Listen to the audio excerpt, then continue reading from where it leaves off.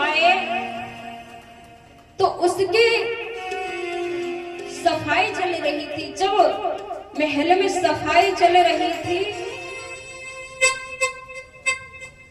तो परीक्षित जी महाराज उसमें प्रवेश कर जाते हैं। जब उन्होंने वो चमकता हुआ मुकुट देखा तो पहन लिया। तो वो मुकुट पहन लिया तो जब वहां से अपने घोड़े पे सवार होकर के शिकार खेलने के लिए चल देते हैं। तो जब चल देते हैं तो उन्होंने क्या देखा, एक दृश्य देखा कि एक गाय है, गाय रो रही है और उसके पीछे पीछे एक बैल चला जा रहा है जिसके 3 पैर तोड़ दिए गए हैं और एक उसके पीछे एक काला चांडाल चला जा रहा है। तो मैया जो काला चांडाल है वो ही आज कलियुग है। और जो एक बैल था वो बैल धर्म और वो गाय पृथ्वी थी। तो वो पृथ्वी रुदन करती है। तो वो जब पृथ्वी गाय माता रुदन करती है तो वो बैल रूपी धर्म उसे समझ आता है कि हे देवी आप क्यों रोती हो। तो जब ये दृश्य परीक्षित जी महाराज ने देखा है तो परीक्षित जी महाराज कहते हैं कि आपकी ये दुर्गति किसने की है, आप हमें बताइए, मैं उसे अवश्य दंड दूंगा, क्योंकि हमारे राज्य में किसी को कष्ट नहीं दिए जाते।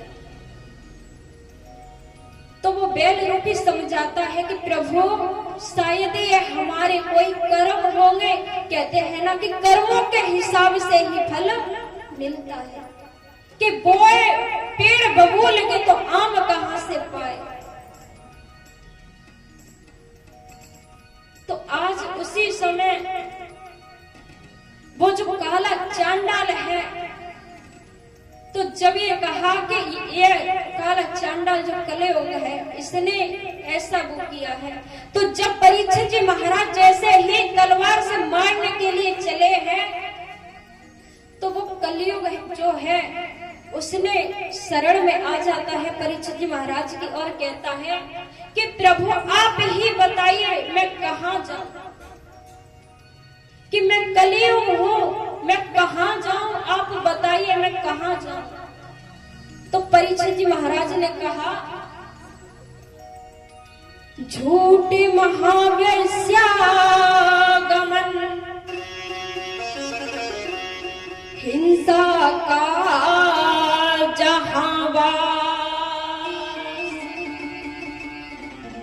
तज कर मेरे देश को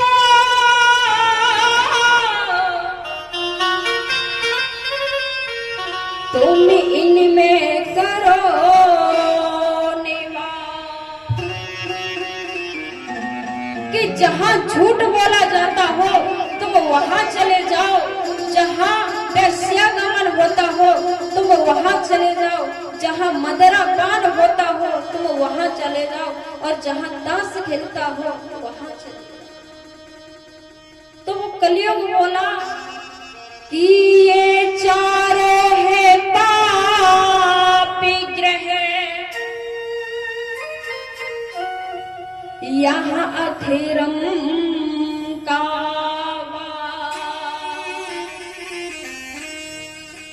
और कुछ तो मुझको दीजिए,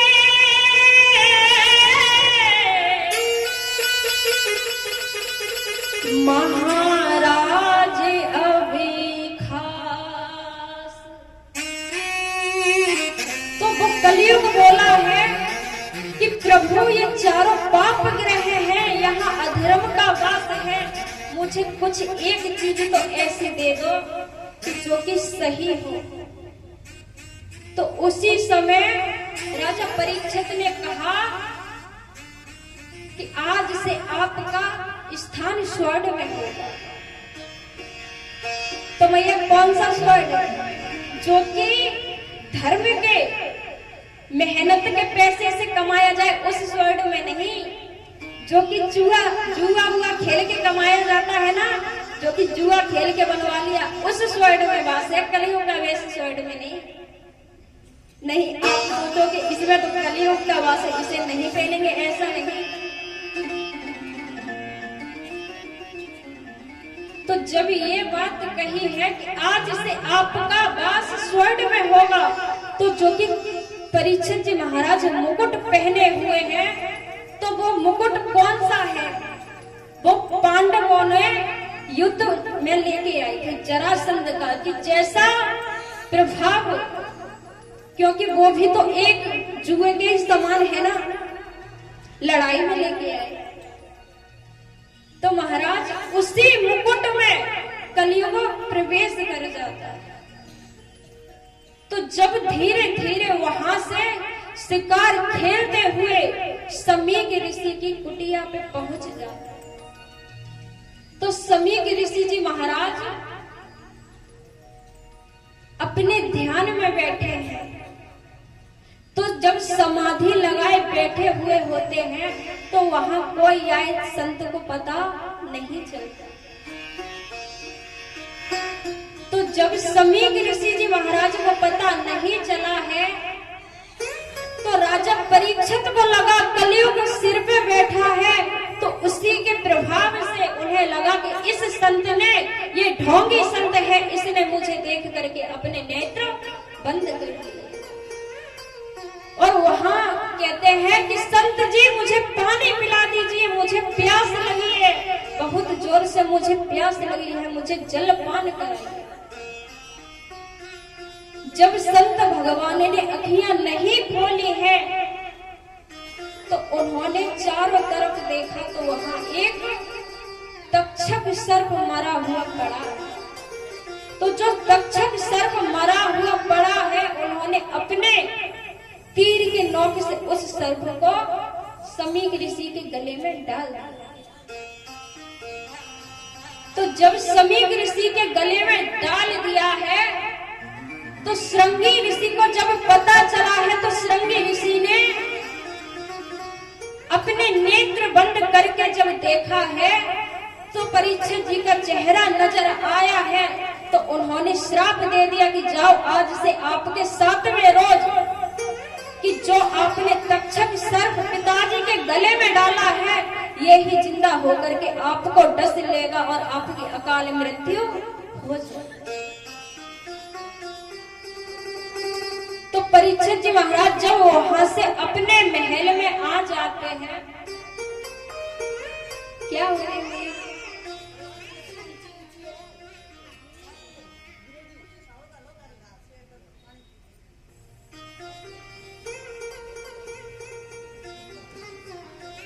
बोलिए गोविंद भगवान की।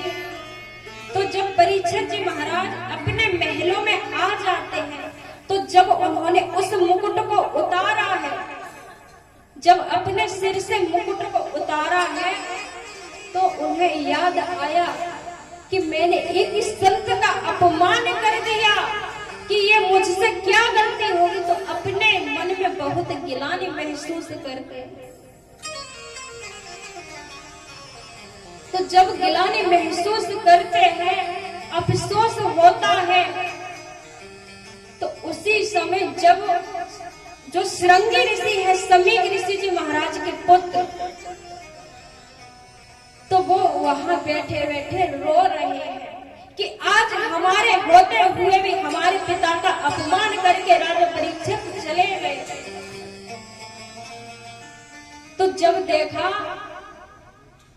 तो जब समीक ऋषि जी की समाधि खुली है, जब समाधि खुली, तो देखा कि श्रृंगी ऋषि रो रहे हैं। तो पूछा, बेटा रोने का क्या कारण है? तो श्रृंगी ऋषि ने बताया कि पिताजी, वो राजा होकर के, राजा होने का उन्हें इतना घमंड है, जो कि आपका अपमान करके चले गए, हमारे होते हुए भी आपका अपमान करके चले गए। तो पिताजी, मैंने उन्हें 7वें रोज, जो कि तक्षक आपके सर्प मरा हुआ डाल के गए हैं, मैंने उन्हें श्राप दे दिया है कि ये ही तक्षक जिंदा होकर के उन्हें डस लेगा, तो उनकी अकाल मृत्यु हो जाएगी। तो जैसे ही ये बात जब सुनी है तो समीक ऋषि कहते हैं कि बेटा ये आपने क्या कर दिया, कि वो तो एक तपस्वी तेजस्वी राजा हैं, उन्हीं के जब वो ऐसे राजा हैं उनके जैसा महान राजा नहीं हो सकता, कि उनके ही वजह से आज हम और आप इस जगह पे रह रहे हैं, तो हमारा इतना तो हक बनता है कि उन्हें हम जलपान करा सकें।